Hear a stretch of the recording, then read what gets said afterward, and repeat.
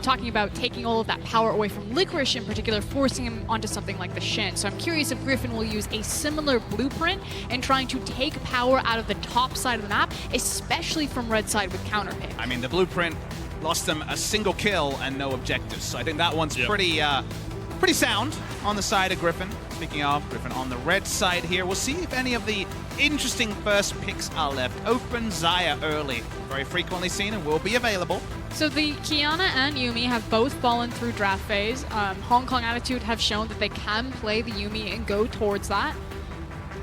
Let's see if that's what they decide to do. The Xayah, once again, seems to be the priority pick here for Hong Kong Attitude. Griffin now do have both the Qiyana and the Yuumi that they could look for Frosk.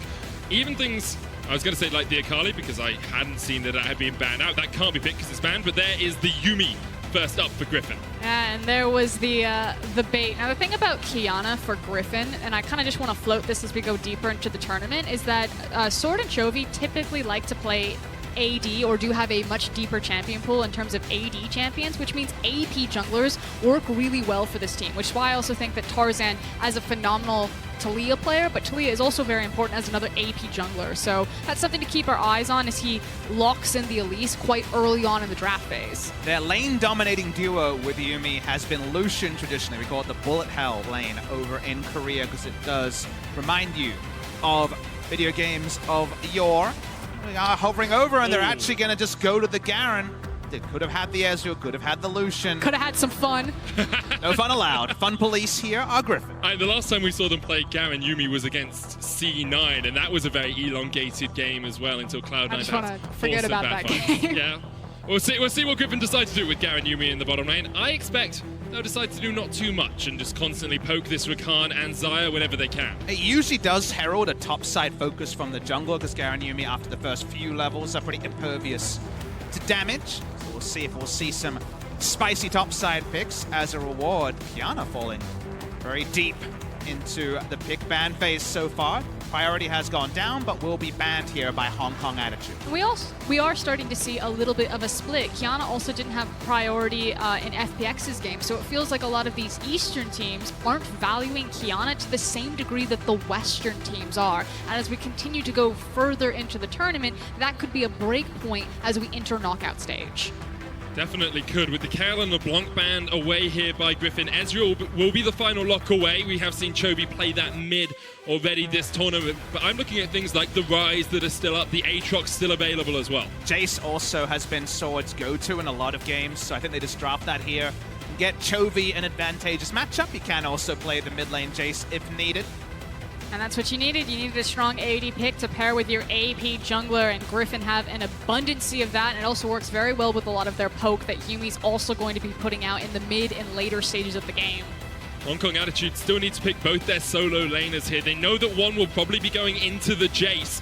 Gangplank, very safe, can farm up pretty well, but I want to see what else they have. I mean, you say that Gangplank is safe, but again, in the Eastern regions, Gangplank can get just blasted if you have the dive potential on him, which is something that Elise does very well. So depending on if that is the Jace versus Gangplank matchup, and if Sword does get an advantage and you build up a big crash, Griffin have all of the tools to punish a Gangplank pick here. And you understand Gangplank's syndrome from a tier list perspective, but I'm actually not a huge fan of the GP. First into Jace, not a great matchup, could of course get worse if they flex the Jace, and then from there, you think, okay, it's not for lane. You can play through bot side. Playing through Garen Yuumi really is a brick wall, so feel like perhaps maybe even something like the Ornn, go a scaling draft, Ornn Orianna, and hope for the best. Just an avenue Hong Kong Attitude would have taken, but they're going to go to Comfort. We see Lehens, he's always hovering, his famous pick, even though he's a support, known for hitting rank 1 and solo queue on the Singed. We're going to jump to the Camille. Let's wait and see the lane assignment here, because usually we'll beat Camille mid. And now that means that it's going to be that much harder to try to play through the mid lane that you were just talking about, Papa Smithy. It feels like Hong Kong Attitude really only have that Syndra Lee Sin combo, but now staring into the eyes of an Elise Camille 2v2 is going to be very hard to overcome. It is so clear what Griffin want to do. Garen Yuumi eventually hit the mid lane and slowly wave clear, while Jace and Camille find incremental advantages, and Camille has those unique flank angles she can take to get that hard engage, probably on the Syndra more often than not. So let's see if it can be Crash once again on his Lee Sin. finding a way to keep things competitive in the early game. And my only complaint of Crash's tournament so far is he just seems a little bit disconnected from his laners. He doesn't help them reset their waves as awesome. He's not often shadowing underneath them. He's more so playing for himself, taking advantages and objectives for himself. And I think that's what put Hong Kong Attitude really at the back foot in this tournament. And while Jankos may have that reputation of yore, we saw him shadowing his top laner and stopping his KO from falling hugely far behind in the previous game. So that's the evolution of junglers outside of just the ganks.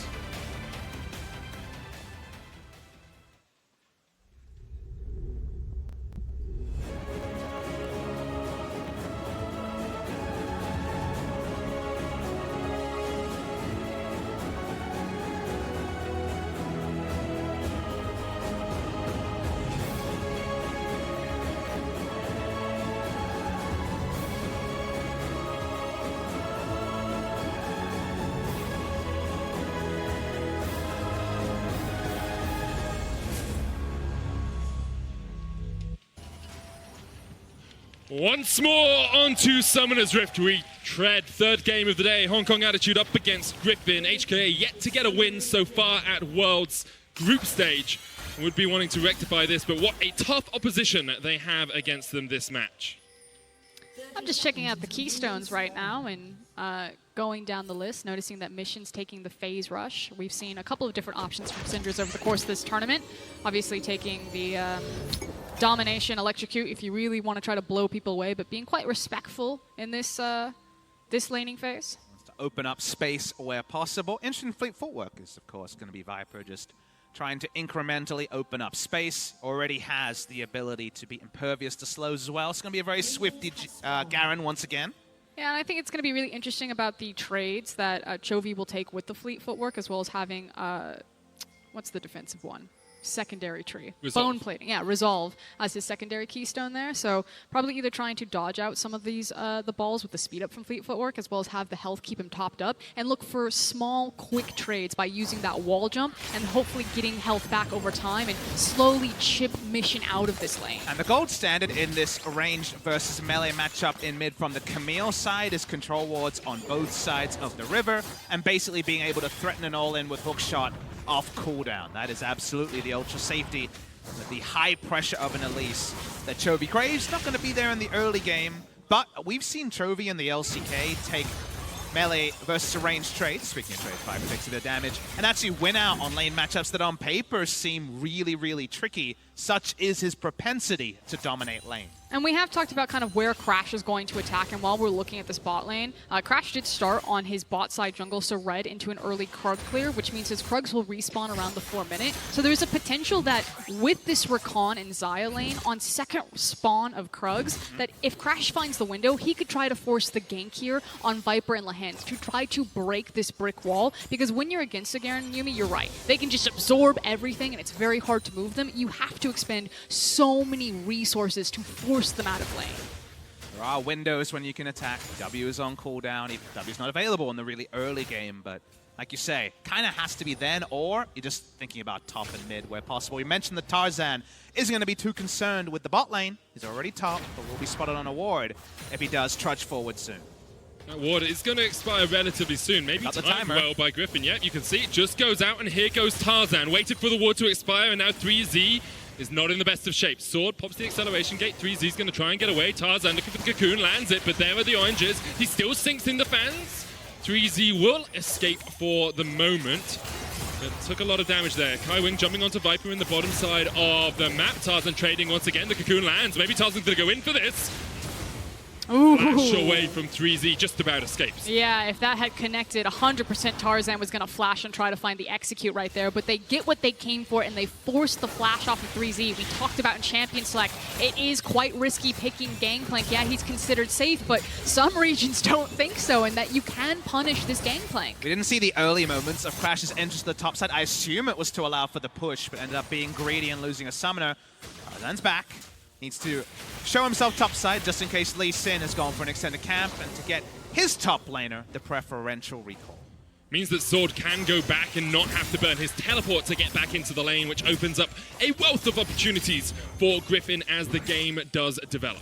It also now puts a massive target on 3Z, not having access to his flash or his TP. That means if he does fall and it is a big wave buildup by Sword, it's going to be that much more punishing. So talking about, again, the potential opportunities that either team have, it's the potential bot lane gank for Crash on second rotation of Krugs, and it's the top lane punishment, as you can see that Tarzan's actually looking to slip in underneath here. And to your point, Medic, we got to teleport straight back to lane by did. Sword. You might say, okay, why? You know, why did it go against the caster's expectation? It's because all the camps on the map for the Elise are bot side, so Elise's natural path will be to go down. Instead, looking for a gank anyway, with the lane state starting to push towards Sword. Repel up from Tarzan, 3Z knocked Nice. back. Great little flash in there by Sword, and now 3Z's on the wrong side of this lane. Managing to survive for the moment. Tarzan's ticking down. 3Z Oh! first blood in the 2v1. He gets under the tower. 3Z has carried his performance against Double G2. kill! He takes them down. You do not fight 3Z in his lane. And sit down, Griffin, because Hong Kong Attitude are here to play. 3Z, very streaky player, but he is having a hot hand today. And you thought for sure that was going to be Griffin's kill. It's an absolute tilter for the side of Griffin. Not often do they lose the mechanics check, but they definitely do in that particular arena. See from the replay, it just seemed like you say, Frost, that 3Z had accepted his fate.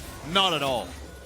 And he burnt so much for that as well. We thought after Sword flash forward, knocked 3Z back onto the wrong side of the lane, it would have been Griffin's kill. Crash now in the middle lane, has been spotted out on a ward as Mission pushes out the lane. But this is a great early start for Hong Kong Attitude. 1,000 gold ahead. Now teleport coming into this bottom lane from Viper. And it was so important for Hong Kong Attitude to survive that there. Again, if 3Z dies, doesn't have TP, doesn't have flash, that lane would just be over. But now picking up the double kill, has the Sheen, they've got a chance. Viper's all on his lonesome down towards this bottom side. The Ignite is ticking away. Kaiwing looking for the kill. Viper flashes away, but up towards the Infernal Pit. Chovy's jumping in, kills Crash. Mission just about surviving. Here comes the cannon barrage. Tarzan forced away. Viper coming to join the fray. Chovy still on the Infernal Dragon. HKA might want to fight this. They don't want to give this Dragon up without a fight. Cocoon coming in, lands onto Unified. The Infernal will be secured by Griffin, and Hong Kong Attitude are still getting engaged on the Unleashed power on Chovy. Isn't enough. Griffin might continue to look for the chase. Prowling Projectile will not connect, and Hong Kong Attitude limp down under their bot lane tower. Limp is the correct thing to say, but it was all so close in the Genesis there, Viper having to flash out defensively. But Griffin were able to focus on their targets, and their target acquisition got the kill, got the Drake. We finally get that replay of topside after the flash E. You just assumed the Pirate was done for. Yeah, and it's the health back that really comes in for 3Z there. He not only gets the health back, but he also is able to get out of the cocoon and immediately turn around the damage. Then from there, Griffin just don't have the burst. And you saw also the minion aggro being so important. There was a hugely grouped minion wave. As we look down the back, everyone seems ecstatic, understandably, about 3Z standing firm. You know, the Gangplank's getting their Trinity Force early. Start looking for a lot of different map plays with the Cannon Barrage, but also potentially some staying power in the lane. And you can now see it. There's an EXP difference between 3Z and Sword. He's got the Sheen. He's starting to really chunk out. And what was just a hard-won lane for Griffin has now swung dramatically back in Hong Kong Attitude's favor. Especially when our main concern for Hong Kong Attitude was the top side of the map. Tarzan playing around Sword and Chovy, as we saw him do in the C9 game. Having a start like this is very instrumental for them. However, they are still only 200 gold ahead, and you do have Viper and Lehen scaling up on this bot lane Garen Yuumi combination. You still have Chovy, who's a kill ahead, and farm ahead in the mid lane. Griffin still have all the tools they want. They've just been put back a little bit on the clock. Exactly. The clock will probably need to read 2 items for Chovy to get the flexible lane assignments they want. Crash being shadowed here by Tarzan. Good little jump away. Tarzan will clear out the ward that Crash used to safeguard too. And the big difference there, the fact that Chovy was first to rotate up into the river, meaning that Crash just got the hell out of there. That was a 3v2 situation that Hong Kong Attitude did not want to take. Notice that Griffin have not been able to set up the sort of river control they would want. They clear out one side. But we see exclusive vision from Hong Kong Attitude on the bot side. Allows Syndra to push up, allows the safety she needs.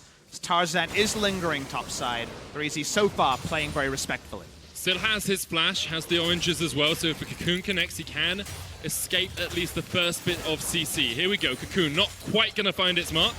3Z won't get the barrel combo, and so he is just back underneath his tower. But look at that, he has a 500 gold lead over anyone in the game. And if you look to where Sword is sitting, he's 1,200 gold ahead. And I feel like we should be learning something that may actually apply to the future game between Griffin and G2, and that's that these all-in topside players, spot side. Final chapter used here, the quickness will come out. Kai winged, Damascene Justice is not enough damage. Viper's still very tanky here. Unified just trying to lock him in place. But the topside plays twice now have really let down Griffin. You remember the Talia topside, trying to get the Renekton an advantage from Sword. And now, multiple visits from Tarzan, actually accelerating the demise of Sword rather than being trades up. But I would like to see Hong Kong now spread this advantage over the rest of the map. You have access to 3Z and his ultimate here, and you also have TP on Xayah. And I actually think they're rotating her up for a very early Rift Herald. I was curious if they were going to pull the trigger on teleporting back down bottom and then trying to rush Crash down there. But I think they feel that they've missed their window on Viper and Lehens, and instead Hong Kong Attitude are going for Herald. And I'm a huge fan of the Herald now because Chovy's cooped up in lane with a whole lot of nothing. Some swords, some blades, but no first completed items, so he's not going to be ferocious in this play. Get there just as it spawns. Chovy's recalling, but no teleport on Chovy. Viper is on his way towards this as well, though. So Hong Kong Attitude will start it up. As you say, Chovy has just got back to base. Maybe Griffin are looking to delay it for long enough, or maybe they are just accepting the fact they've sacrificed it. I think they have to accept that it's been sacrificed. The fact that Sword is unable to enter the river and really start laying down poke, he's kind of the #1 guy that you'd look to try to stall this out with Shock Blast. So very well coordinated play from HKA. Exactly, and it plays around things like 3Z having way more presence in topside than you'd expect in the GP versus Jace matchup. He was the one controlling the entrance to the river, not the Jace like you might imagine. It played around a back and TP timing from the enemy mid laner. Honestly, just a supremely clean play from HKA. And it can get even cleaner. We have Infernal spawning in 18 seconds. You now have the Rift Herald on side of HKA. They could use the Herald to force pressure and priority over the river with the Infernal. And that's why you see the TP straight to lane from Unified to push it in again. Get that first access to the river, keep the control ward alive. Things really coming together, and yeah, absolutely. A Herald charge would mean basically a free Infernal.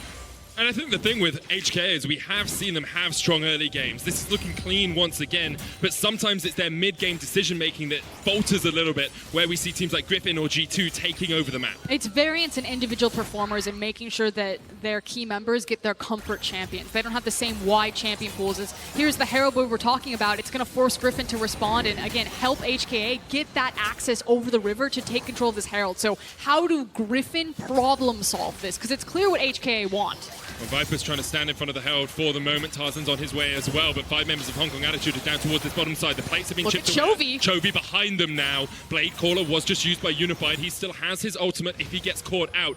HKA have pushed in that wave, and now they're looking to gain control over the river. They will not start the Inferno straight away. They haven't actually put a control ward in the pit either, so Griffin still know that that Infernal Dragon hasn't been kicked off. No sweeper to guarantee exclusive vision around this Infernal, but they will pick up the scuttle after all. Important note, Rift Herald Summon did not get them the free Infernal, so things do slow out, which for now, Griffin will accept. It's missing some of that prep work. You talked about the sweeper, denying all of the vision, not also bringing the necessary control wards that HKA needed. And we talked about the variance in individual performance. It's also then the variance in their macro play, which has kind of led to this very up and down from moment to moment performance that you see from this LMS squad.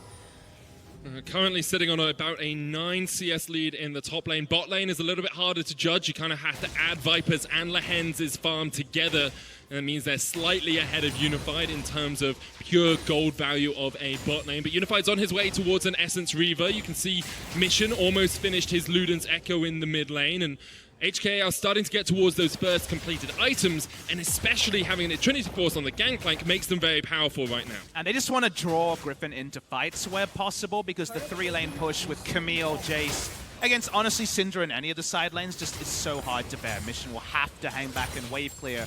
And honestly, the same will be true if Chovy gets a big enough item total. Very hard to match as a GP. So with those things being considered, there is definitely good places to fight and good ways to play for HKA moving forward. Whereas for Griffin, they're waiting for those item completions to give them multiple map play options. So what is coming up next is we're drawing the battle lines for this Infernal Drake. You can see that everyone's kind of made their very quick backs. They've got their initial itemization. Sword now completing the Ghost Blade on the top side of the map. And everyone's going to be playing rush or defense around this. Tarzan's very quickly clearing out his red side jungle while his bot lane has priority here, and he feels like he has that small window that he can play topside. And Chovy also then cheating down into bot river to just kind of sit on top of the Infernal. They're trying to buy enough time to get everyone back, get these items, because Griffin want to fight for this. They do not want this to go quietly in the night. But they do need to back for things like control wards. The only one in the inventory just picked up by Elise on the last back. There was a vision advantage in the inventories for HKA, so that's why you had to make those vision missions from the bot side. But you just have to think how dangerous this is going to be if they don't force out the Gangplank ultimate. Super dangerous fight from Sword. What Sword needs to do is get the GP ult, because playing cross-map like this, like, he just lost out, but if he can get that ultimate, it makes approaching this Infernal that much safer for Griffin. I think that's exactly what he wanted. He needs GP ultimate to be used not for this fight. Just he needs to be really careful that he doesn't overextend into the fight and then die because he's trying to look for that GP ult. It's those trades Look, he's flanking him. Affect the other side of the map. Frank coming in with the teleport. Sword looking for the fight in the top lane, but 3Z is able to get out. And you can see what Griffin want to do. They're just not quite able to enact it. And Hong Kong Attitude are now looking for a fight in the bottom lane. Viper able to spin away that courage, the W, reducing the CC duration, meaning he's not locked up for long enough for the CC chain to come out from HKA. You were talking about the combat puzzle of how to move from here. The TP straight back to top suggests that Sword wants to push down the turret, and they're to some degree seeding the Infernal, but that still requires HKA to pull the trigger. They have a huge cooldown advantage, but right now, they may not have a top lane turret. It's actually just super fun mind games to watch how this top lane is impacting the rest of the map. Chovy just able to sidestep the Sonic Wave, and I agree with you there, Frost. It's not often you see the intricacies of the decision-making in such an obvious fashion. And we'll see now.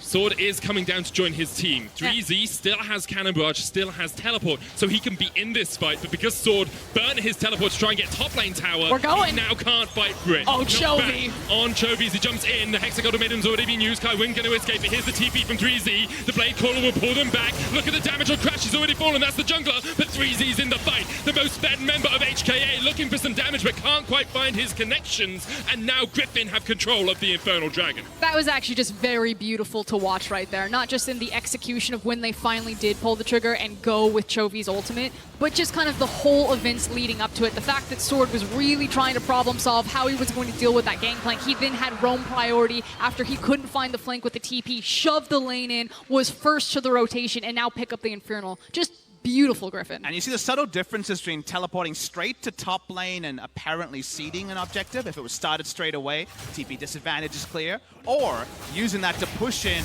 roam down, and it was actually being involved. You know, for example, he tanks a Scatter the Weak. It's not actually a damage involvement, but it's a cooldown that isn't able to be used optimally for the side of HKA. Something's got to give. Lee Sin goes down first, and it's that roam does get Sword and Griffin, the Infernals, top side. Oh, 3Z was greedy for this. Sword should be able to take him out. 3Z flashes away. Tarzan still on the chase. Tarzan has flash. Doesn't want to go for it because mission has now come up from that mid lane. 3Z just able to survive.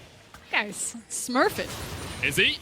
Yeah, he's smurfing. Now Sword, he's overstayed. Dragon's Rage kick comes out. Sword brings down the ban hammer, but he's the one going to ban prison. Back to the fountain, and mission will take the first tower of the game. That's a guy who says he's smurfing, but we get to find out that he's not in this particular case. Goes down.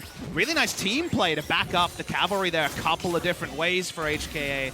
To get the first turret. It should be answered before too long, so we remember just a sliver of health on the top lane. Outer turret from HKA. Bot side, nothing's happening. It's Garen Yumi. Nothing's happening yet, but with double Infernal and come mid-game, the thing about Yumi in this combination is that she can build more itemization into like pure mage, have things like Deathcap, Luden's Echo, and like Medjay Soulstealer rocking around. She's gonna hit like a truck in about 10 minutes. But that hasn't necessarily been Lehen's read on the build. He's going back to the build he innovated when the champion was released and much more towards the Athenes. It's extra utility for someone like the Camille and Elise to dive in. So I think it's the fight now approach rather than the inevitable scaling doom that is the full AP Yuumi. But take your superstar anchovy and make him an unkillable god when you just stack a cat on her. I mean, I'm buying what you're selling. It sounds good to me. Anchovy sitting 1-0-1, almost at that Trinity Force has got a 25 farm lead in the mid lane. He's in a very powerful position, second most gold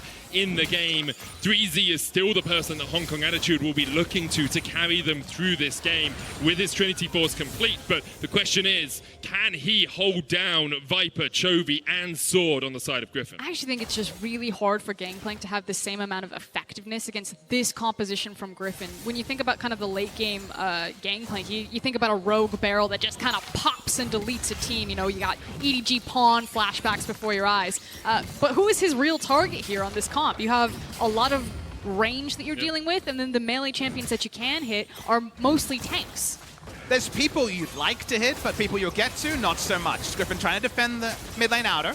Accelerated Shock Blast will clear out some of the minions. Tarzan was stunned into the wall, but Griffin now with 2 members can just look for this bot lane turret. They have a 500 gold lead, their first tower of the game. Hong Kong Attitude not giving up the offensive that they have in this mid lane. Teleport coming in from Viper, he'll join his team, but this tower's already almost fallen. They're able to defend it. There's the cannon barrage. Griffin trying to stand tall underneath this mid lane turret, but you can see Unify just chipping away at it. Final chapter coming out. Viper stepping forward. There's the Featherstorm. Shock blast from Sword. He's looking to jump in. The hand's already taken down Unify. A great scat of the week will knock them back. But here comes Chovy. Hexa Golden Maiden, the shutdown on 3Z, and Griffin stand tall in front of their mid lane tower and do not let HKA take it down. Because one of the things that Griffin's composition is lacking is the innate wave clear, but something that it has in spades is all of that hard engage, and they're continuing to look for it here. Mission stuck underneath this turret. Kai Wing and Crash trying to help him out, but Chovy jumps in with a Hextech wall drive, and here comes the damage. Kai Wing taken out with a precision protocol. The unleashed power, not enough damage to kill off the Yuumi. The cat survives, Chovy's alive, and the tower will fall. Exactly, the brute strength of Griffin to turret dive, even with Sword up top lane basically the entire time.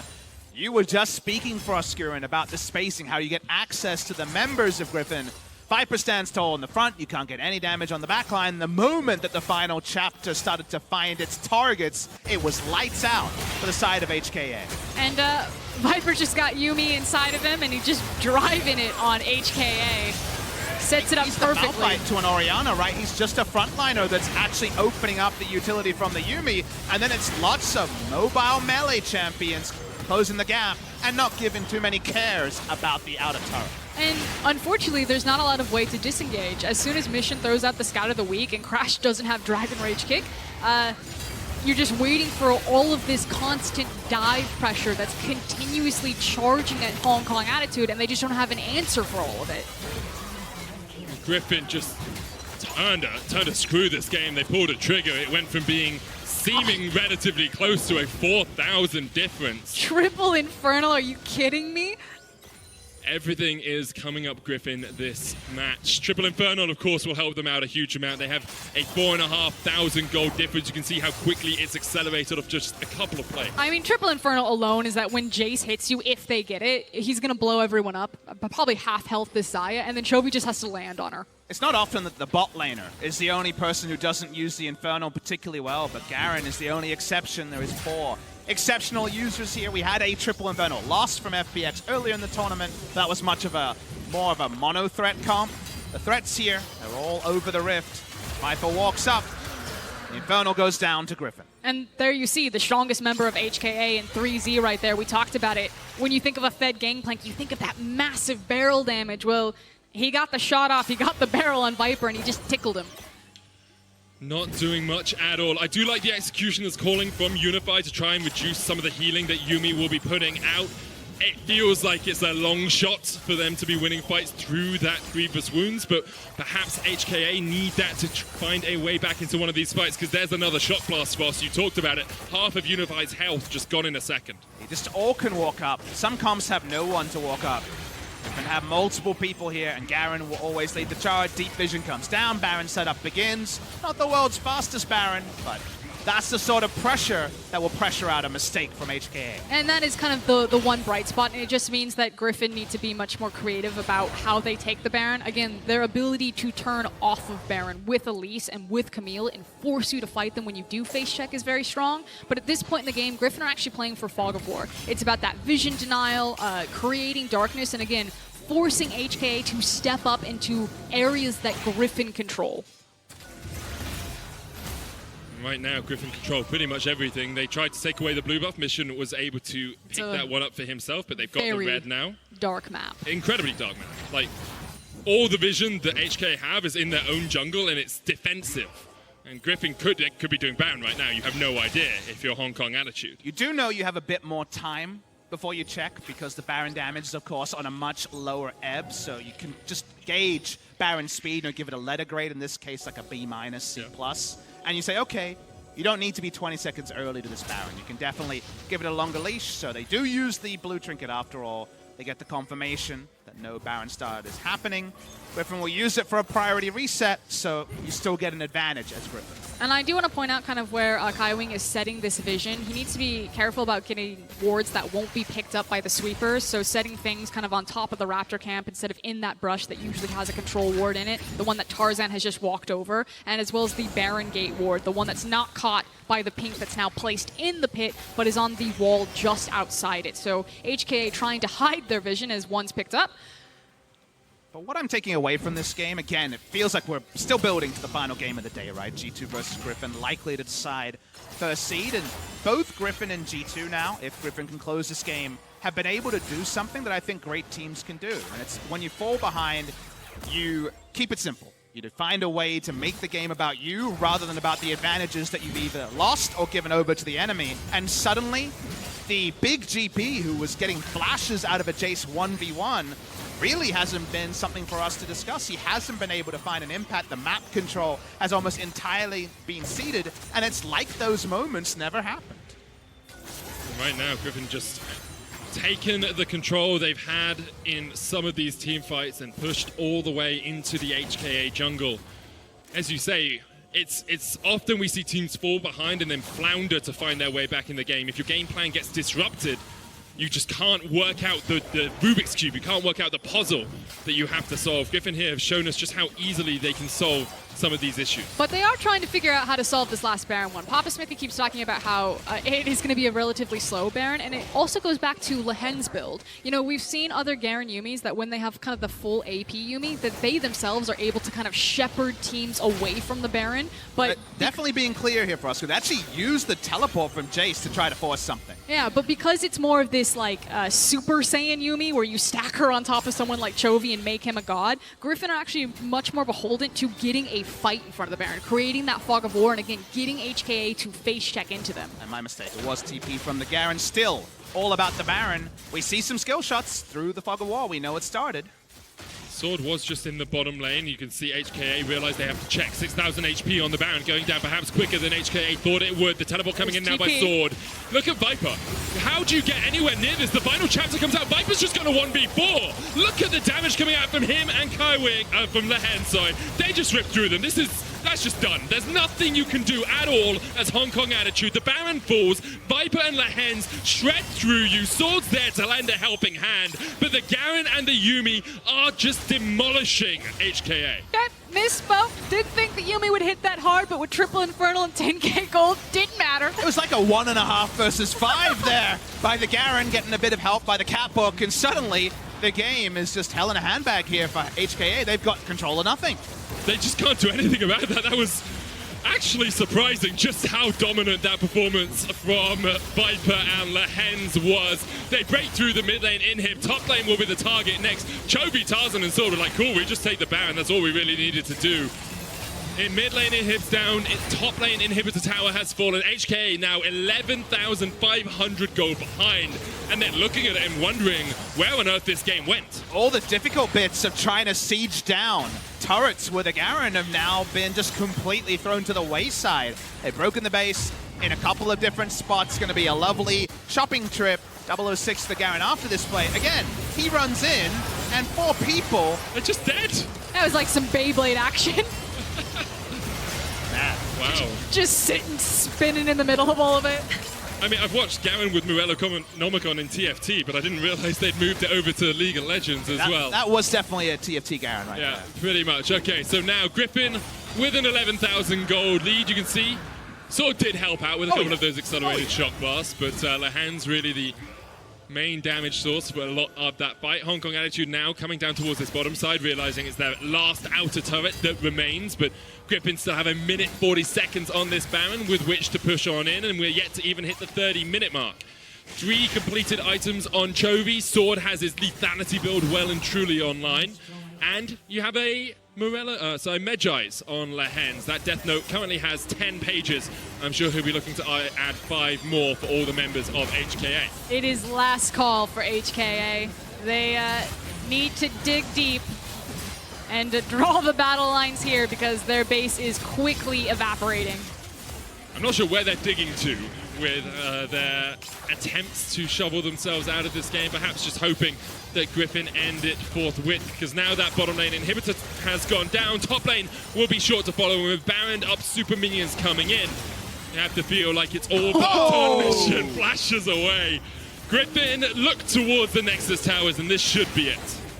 Looking for the close here. Jace can walk up and nuke turrets with the 3 Infernos. Hard engage. There we go. Kaiwing trying to jump in, but look at the damage from Chovy on mission on the backline. The Hexagol made him coming out as well. Griffin continues to dive under the Nexus towers, and yet to have one of their players die. Chovy's going to back away. The repel comes up from Tarzan, but what comes up must come down. Tarzan rejoins the fight, spinning to win on the backline. Griffin take the Nexus, and they go to 4-1 in Group A. And let's be frank, these last 2 games have felt like the appetizer. We're now looking at the main course. You have a G2, very standard, very controlled, very scary, and a Griffin, now invigorated in this week 2 of the group stage, looking very terrifying. Those whispers, that Griffin that you were talking about, Papa Smithy. And I am just so excited to see these squads clash again at the end of the day. Again, during spring season, I was looking forward and saying, yep, spring season is nice, but G2 versus Griffin in a best of 5 is everything I want and more. It's only a single best of 1, but finally Griffin is showing echoes of the team that they were in 2018 and especially in 2019 spring. It wasn't a fast game, again, based on old metrics, but the speed at which it was about a GP double kill into Griffin looking unassailable was scary, because it crept up on you, just like the 1.5 plus Jace that ripped